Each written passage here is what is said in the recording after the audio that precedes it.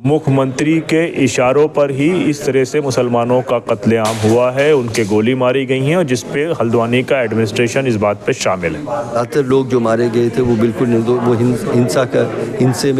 हिंसा में शामिल भी नहीं थे। पुलिस ने ओपन फायरिंग शुरू करी और तकरीबन 1000 राउंड से ज़्यादा फायर किया गया। अतिवादी हिंदुत्व संगठन और सरकार के साठ-गांठ में ये एक डर नफरत का वातावरण इस प्रदेश में बनाया जा रहा है। वहाँ पर एक शादी हो रही थी, उसके टेंट को भी आग लगा दी गई, लोगों ने उसको बुझाया। सबके बावजूद भी जो हिंसा हुई वो गलत हुई, बहुत गलत हुई। पत्थरबाजी नगर निगम के लोग भी करते हैं और नगर निगम में जो लोग काम करते थे उनके समाज के लोग भी करते हैं, और फिर पुलिस की लाठियां मुस्लिम महिलाओं पर पड़ती हैं। तथाकथित तौर पे ये पर एक माहौल बनाया गया है कि मुसलमान खतरनाक नागरिक हैं जो हर किस्म के जिहादों में शामिल हैं। ऑफिसर जो ऑलरेडी ट्रांसफ़र किया जा चुका है, जिसको वहाँ से निकलना है, चार्ज रिलीव करने हैं, लेकिन वो वहाँ पर बुलडोज़र चलाने का आदेश देता है।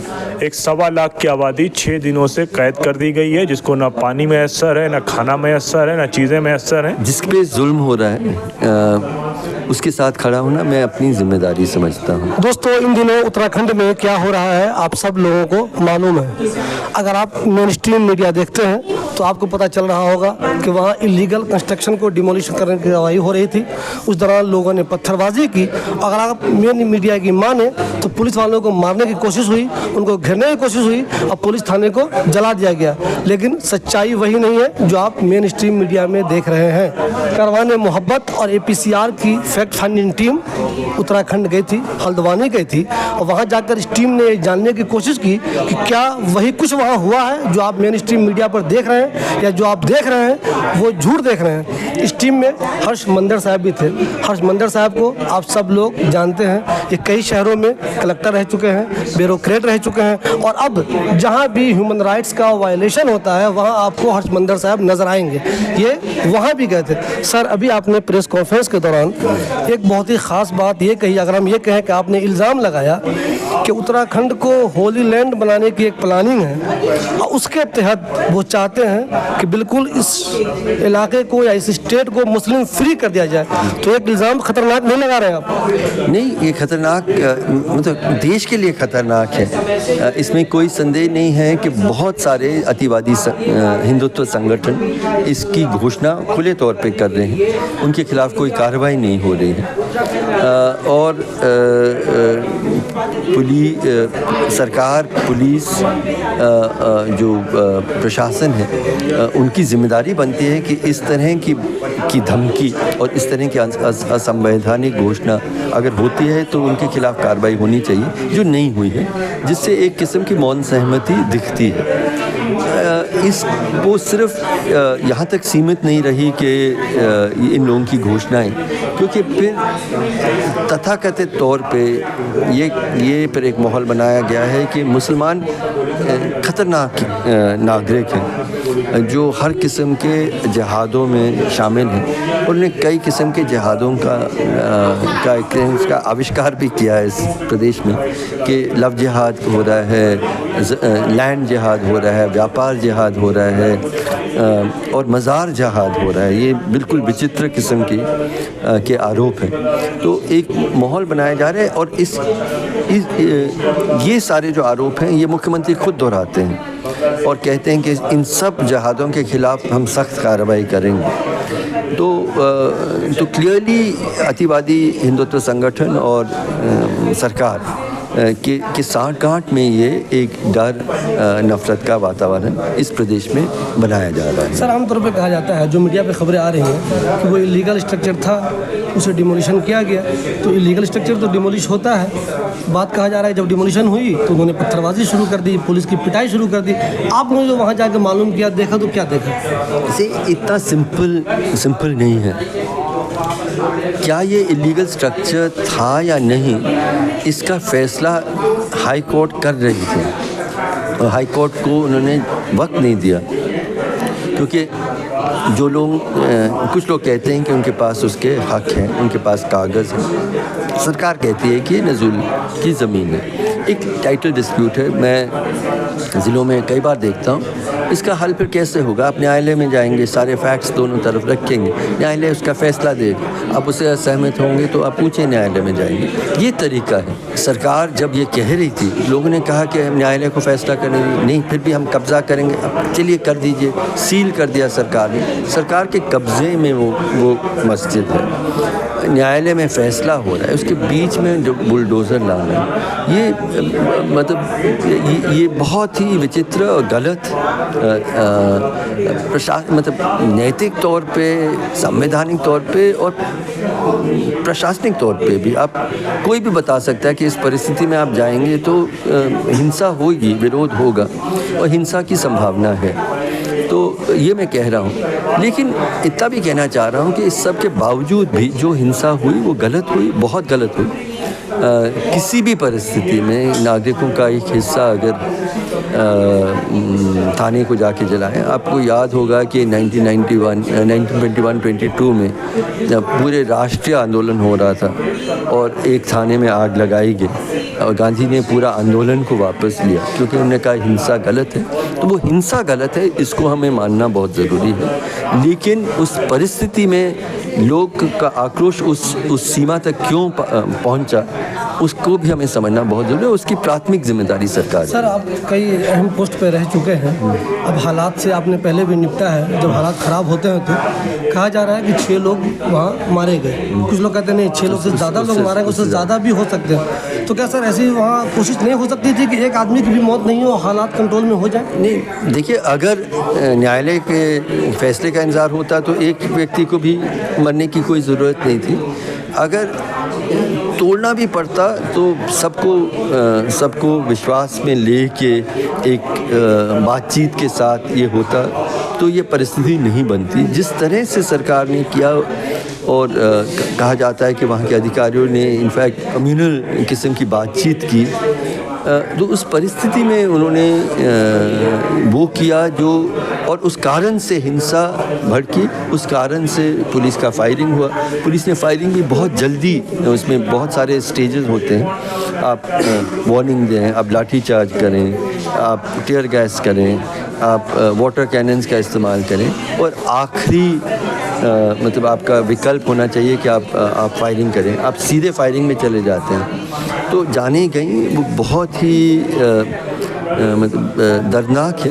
और ज़्यादातर लोग जो मारे गए थे वो बिल्कुल निर्दोष, वो हिंसा में शामिल भी नहीं थे। तो सरकार के ने उसको भी बुरी तरह से हैंडल किया। सर, जो लोग हक की आवाज़ बुलंद करते हैं उन्हें किसी के रूप में परेशान किया जाता है। आपको भी कई बार परेशान करने की कोशिश की गई है, जारी है। तो सर मेरा सवाल ये है कि क्या कभी आपको डर नहीं लगता, आपको ये टेंशन नहीं होती, अरे मैं किन चक्करों में आ गया, मुझे ये सब नहीं करना चाहिए, क्यों परेशान हो रहा हूँ मैं दूसरों के लिए? देखिए, जिस पे जुल्म हो रहा है उसके साथ खड़ा होना मैं अपनी जिम्मेदारी समझता हूँ। और कुछ भी उसके कोई भी अंजाम होगा, मैं पीड़ित के साथ खड़ा रहूँगा और जो भी परिणाम होंगे उसको एक्सेप्ट करूँगा। हल्द्वानी जो टीम गई थी उसमें नदीम खान साहब भी थे। नदीम खान साहब APCR से अटैच्ड है। नदीम भाई, जो हम लोग मीडिया में खबरें देख रहे हैं और आप वहाँ गए, आपने जाकर देखा, एक्चुअल वहाँ का सिचुएशन है और जो हम लोग देख रहे हैं उसमें कितना फ़र्क है? देखिए, जो यहाँ का मीडिया दिखा रहा है, जिसको आप लोग गोदी मीडिया या इलेक्ट्रॉनिक मीडिया कहते हैं, वो तो मजलूम को जालिम और जालिम को मजलूम दिखा रहा है। एक 1.25 लाख की आबादी 6 दिनों से कैद कर दी गई है, जिसको ना पानी मैसर है, ना खाना मैसर है, ना चीज़ें मैसर हैं, और उसको कैद कर लिया गया है कि कुछ लोगों ने ये शरारत करी थी, जिसको हम लोग अंग्रेज़ी में कहते हैं कि कलेक्टिव पनिशमेंट दिया जा रहा है। और अखबार ऐसा दिखा रहे हैं कि जो उस इलाके के रहने वाले लोग हैं वही सबसे बड़े मुजरिम हैं। मुजरिमों की कोई आइडेंटिफिकेशन नहीं हुई है। पुलिस एक पर्टिकुलर प्रॉपर्टी जो पहले से सीज हो गई थी, उस प्रॉपर्टी में ऑल ऑफ सडन शाम में 4 बजे जाती है। पहाड़ी इलाकों में शाम पहले होती है, आपको खुद अंदाज़ा होगा, रात के वक्त में जाते हैं, बुलडोज़र चलाते हैं। कुछ घरों पर लोग उसका अपोज नहीं करते हैं, लेकिन जब वो मस्जिद पे आते हैं तो उनका ये कहना था कि जब ये प्रॉपर्टी सीज हो चुकी है, मैटर कोर्ट में जा चुका है, 14 तारीख की डेट है, तो 14 तक इनका इंतज़ार कर लीजिए। लेकिन वो ऑफिसर जो ऑलरेडी ट्रांसफ़र किया जा चुका है, जिसको वहाँ से निकलना है, चार्ज रिलीव करने हैं, लेकिन वो वहाँ पर बुलडोज़र चलाने का आदेश देता है। और उसके उस पूरे गैंग में नगर निगम के कर्मचारी थे, वो भी उस खेल में शामिल होते हैं। जब लोग विरोध करते हैं तो पत्थरबाजी दोनों तरफ से शुरू होती है, और पत्थरबाजी नगर निगम के लोग भी करते हैं और नगर निगम में जो लोग काम करते थे उनके समाज के लोग भी करते हैं। और फिर पुलिस की लाठियां मुस्लिम महिलाओं पर पड़ती हैं। फिर अचानक जब सब चीज़ें लोग तितर बितर हो जाते हैं, अपने वहाँ से हट जाते हैं, फिर उसके काफ़ी देर के बाद 1.5 किलोमीटर दूर पर एक पुलिस स्टेशन है, वहाँ पर खड़ी गाड़ियों को आग लगाई जाती है और हंगामा शुरू होता है। जिसके जो आग लगाने वाले थे वो कौन थे, किसी को नहीं मालूम। किसी ने उनको विजुअल्स उनके देखे नहीं। लोकल लोगों का कहना है कि हमने कभी भी उनको अपने इलाके में नहीं देखा, और जिस भाषा में वो आपस में बात कर रहे थे वो हमारे इलाके में नहीं बोली जाती। वहाँ पर एक शादी हो रही थी, उसके टेंट को भी आग लगा दी गई, लोगों ने उसको बुझाया। उसके बाद पुलिस ने ओपन फायरिंग शुरू करी और तकरीबन 1000 राउंड से ज़्यादा फायर किया गया, जिसके नतीजे में सरकार के मुताबिक तो बहुत सारी चीज़ें हैं, जिसमें एक ये भी है कि 6 लोग मारे गए, लोकल लोगों के मुताबिक 20 लोग मारे गए। उसके बाद पूरे इलाके में कर्फ्यू लगाया गया, घरों में फिर घुसा गया, 300 घरों में पुलिस लगभग घुसी, औरतों की पिटाई करी, सामान को तोड़ा, सब कुछ किया। और लोगों ने ये बताया कि बुलडोज़र चलाने के पहले जब वहाँ से कुरान और मस्जिद के दूसरे सामान थे तो लोग ये कह रहे थे कि कुछ लोगों को आप ये सामान हैंड ओवर कर दीजिए, हमें वो सामान निकाल लेने दीजिए। जब वो सामान निकालने को ही मना कर दिया गया और मस्जिद के पवित्र कुरान और चीज़ों के साथ में बुलडोज़र चलाने की बात हुई, तब वहाँ से चीज़ें एस्केलेट हुई। और जब मुस्लिम समाज के लोगों ने ये बात कही कि पुलिस को हमें कॉन्फिडेंस पे लेना चाहिए, तो कहा गया कि आपके फ़ोन नहीं लग रहे थे, यानी कि 80 लोगों के फ़ोन नहीं लग रहे थे। जिस तरीके से हल्द्वानी का प्रशासन और वहाँ की डीएम और ट्रांसफ़र हुआ ऑफिसर ये काम कर रहा है, तो उससे लगता है कि एक पॉलिटिकल कॉन्स्पिरेसी है जो वहाँ के गवर्नमेंट के एजेंडा को ये पुलिस और एडमिनिस्ट्रेशन सेटल डाउन करना चाहते हैं। नितिन भाई, एक चीज़ ये कहा जा रहा है कि वहाँ एक तरह का डिटेंशन सेंटर बना हुआ है 6 दिनों से। मैंने बताया कि आप 1.25 लाख लोगों को आपने कैद कर लिया है। आज 2 घंटे की छूट दी गई थी, लेकिन उसके बावजूद उस इलाके से किसी को बाहर नहीं आने दिया गया। इलाके के अंदर ही आप बाहर आ सकते हैं। इस ताल्लुक से आपकी टीम लीगल एक्शन की क्या प्लानिंग कर रही है? देखिए, हम लोग पहले नंबर ऑफ जो अरेस्ट हैं उनका कंफर्मेशन देख रहे हैं। कल दिन भर हमारे साथ ऑफिसर्स आँख मिचौली खेलते रहे। जब हमको थाने जाते थे, हम उधर जाते तो वो कहीं और भाग जाते थे। फिर वो अपने फ़ोटो भेज देते थे कि हम रिलीफ का काम कर रहे हैं, फला कर रहे हैं। कल हम दोबारा जो है वो जाएंगे, हमारी टीम जाएगी, और अगर उसके बाद भी ये डिटेलिंग नहीं हुई तो फिर हम उसके खिलाफ हाई कोर्ट भी जाएंगे और उन अधिकारियों के खिलाफ भी कार्रवाई करेंगे लोकल्स के साथ में मिलकर, जिनकी शय पे ये सारी चीज़ें हुई हैं। ऐसा कहा जा रहा है कि जो लोग पुलिस वाले इंजर्ड हुए हैं उनसे तो सीएम साहब ने मुलाकात की है, लेकिन जिन लोगों की मौत हो गई है उनके घर सीएम साहब नहीं गए, ऐसा सच है क्या? देखिए, ये काम तो उत्तर प्रदेश में, असम में, मध्य प्रदेश में और उत्तराखंड में होता है कि एक संप्रदाय विशेष को ध्यान में रखकर सारी चीज़ें करी जाती हैं। अगर वो मुसलमान है तो उसको पहले ही क्रिमिनल मान लिया जाता है, और वो सरकारों के इस पूरे जो एजेंडाज़ हैं उनको ये चीज़ें सेटल करती हैं, उसको ये चीज़ें पसंद करती हैं। तो ये सारी चीज़ें उसके हिसाब से फिक्स करी गई हैं। और मुख्यमंत्री मिले नहीं, ये एक बड़ी बात नहीं। मेरे नज़दीक मुख्यमंत्री के इशारों पर ही इस तरह से मुसलमानों का कत्लेआम हुआ है, उनके गोली मारी गई हैं, और जिस पे हल्द्वानी का एडमिनिस्ट्रेशन इस बात पे शामिल है।